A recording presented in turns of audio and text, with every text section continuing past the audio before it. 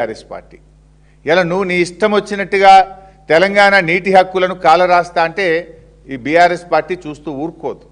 ఎందుకంటే తెలంగాణకు ట్రిబ్యునల్ న్యాయబద్ధంగా ఇచ్చిన అటు గోదావరి నీళ్ళు కానీ రాబోతున్నటువంటి కృష్ణా అవార్డుల్లో ఏ ఒక్క చుక్క నీళ్లు తగ్గినా నువ్వు ఎక్కడ కాంప్రమైజ్ అయినా బీఆర్ఎస్ పార్టీ దానికి అంగీకరించదు.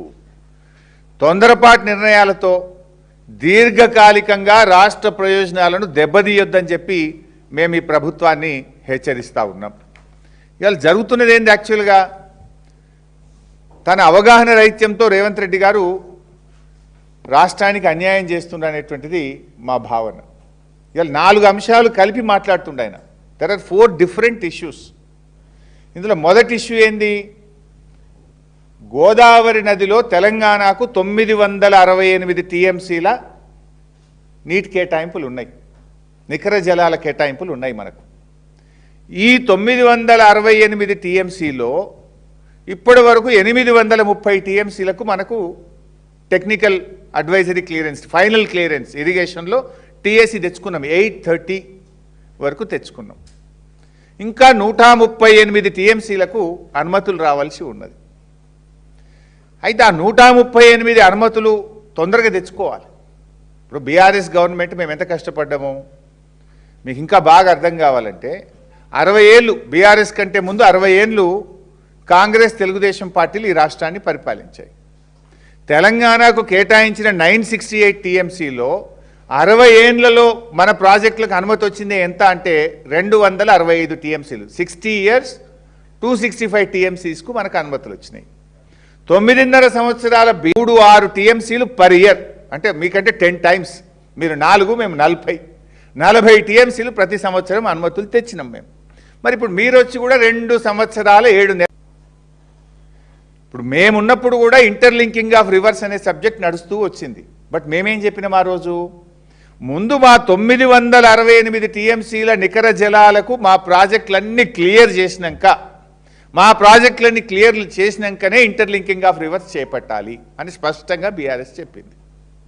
ఇవాళ మీరు ఆ 968 అనుమతులు తేకుండానే తొందరపడి ఇంటర్లింకింగ్ మీద మీరు ఎందుకు ముందుకు పోతున్నారు?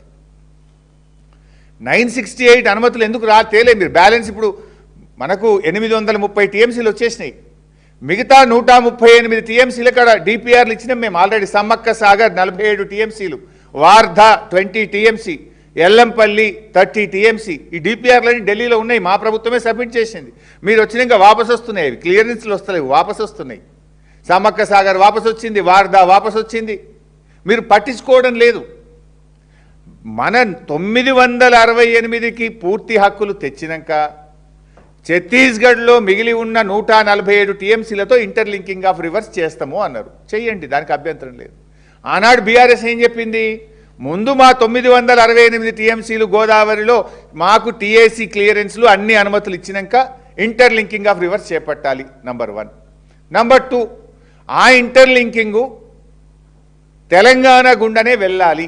సమ్మక్క సాగర్ టు నాగార్జున సాగర్ వెళ్ళాలి. నంబర్ 2.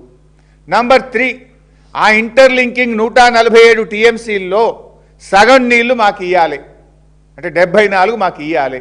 ఇవన్నీ రికార్డులలో ఉన్నాయి. మినిట్స్ ఆఫ్ ద మీటింగ్లో స్పష్టంగా తెలంగాణ ప్రభుత్వం తరఫున నీళ్ల మంత్రిగా నేను, ఆనాటి మన అధికారులు స్పష్టంగా 100 సార్లు చెప్పినాం, 100 మీటింగుల్లో చెప్పినాం, మినిట్స్లో రికార్డ్ అయి ఉన్నది. అయితే ఈరోజు రేవంత్ రెడ్డి చేస్తున్నది ఏంది? ఈ 968 గురించి ఆలోచన చేయక మనకు ట్రిబ్యునల్ ద్వారా వచ్చిన 968 టీఎంసీల నీళ్లకు పూర్తి హక్కులు సాధించకుండానే ఆగమాగం గోదావరి బనకచెర్లకు ఇంటర్లింకింగ్ ఆఫ్ రివర్స్కు ఈయన ముందుకు పోతా ఉన్నాడు. ఇలా 3 నష్టాలు జరుగుతున్నాయి. ఒకటి, మన 968లో బ్యాలెన్స్ 138 ఇంకా అనుమతి రాలేదు. నంబర్ 1. నంబర్ 2, అది తెలంగాణ భూభాగం నుంచే పోవాలి. సమ్మక్క సాగర్ టు నాగార్జున సాగర్ పోతే మన హక్కులు ఫస్ట్ రైట్ మనకు ఉంటుంది. ఇప్పుడు తెలుగు గంగ ఉన్నది, తెలుగు గంగ పోతే చెన్నైకి పోయే వరకు ఏమవుతుంది? 15 ఎన్నడు పోలే, 3-4 పోవు. ఎందుకంటే తొవ్వంట రాయలసీమ ఉంటుంది, వెనక ఆంధ్రప్రదేశ్ ఉంటుంది, ముందు వీళ్ళే గుంజుకుంటారు. ఇప్పుడు కూడా మన సమ్మక్క సాగర్ నుంచి ఇంటర్లింకింగ్ నాగార్జున సాగర్, నాగార్జున సాగర్ నుంచి గ్రాండ్ యానకట్టుకు మీరు తీసుకుపోతే మనకేమైతుంది? First right goes to Telangana. కానీ దాన్ని వదిలిపెట్టి పోలవరం నల్లమల్ల సాగర్, పోలవరం సోమశిల గ్రాండ్ యానకట్టు పెడుతుంది ఇప్పుడు. అంటే తెలంగాణకు నష్టం కాదా? నీకు కనీసం సోయి ఉందా? నువ్వు ఏం ఒప్పుకుంటున్నావు? అసలు ఏం మాట్లాడుతున్నావు నువ్వు? అంటే నువ్వు అవగాహన రైత్యంతో ఆగం చేస్తున్నావు రాష్ట్రాన్ని. మన 968 ఫస్ట్ మనది పక్కకు పెట్టాలి కదా. ఇప్పుడు ఆంధ్రప్రదేశ్కి 512, మనకు 968. ఆంధ్రప్రదేశ్ 512 వాడేసుకున్నది ఆల్రెడీ.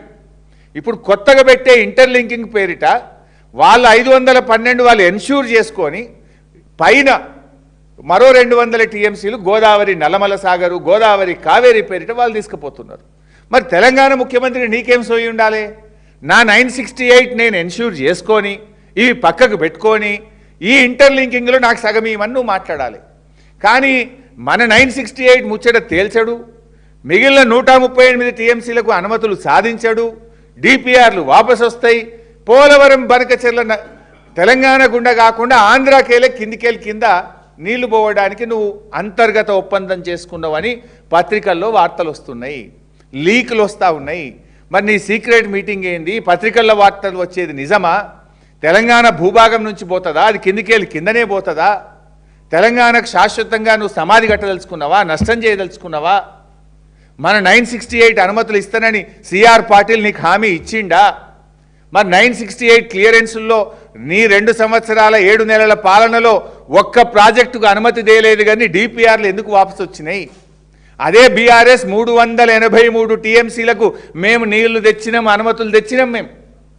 నువ్వు ఎందుకు ఒక్క టీఎంసీకి కూడా నీళ్లు తేలే ఇప్పటిదాకా? ఇది మేము ప్రజల పక్షాన్ని అడుగుతా ఉన్నాం.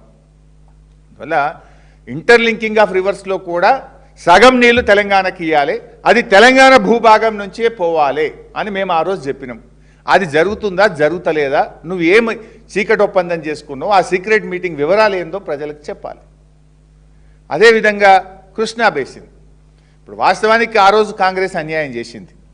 రాష్ట్రం విడిపోయేటప్పుడు ఏపీ రీఆర్గనైజేషన్ బిల్లో స్పష్టమైనటువంటి కృష్ణా నదీ జలాల పంపకం గురించి చెప్పకపోవడం వల్ల ఓన్లీ ప్రాజెక్టుల వారీగా ఉంటే అది తెలంగాణకు ఉన్న నీళ్లు పంచితే మనకు నష్టం.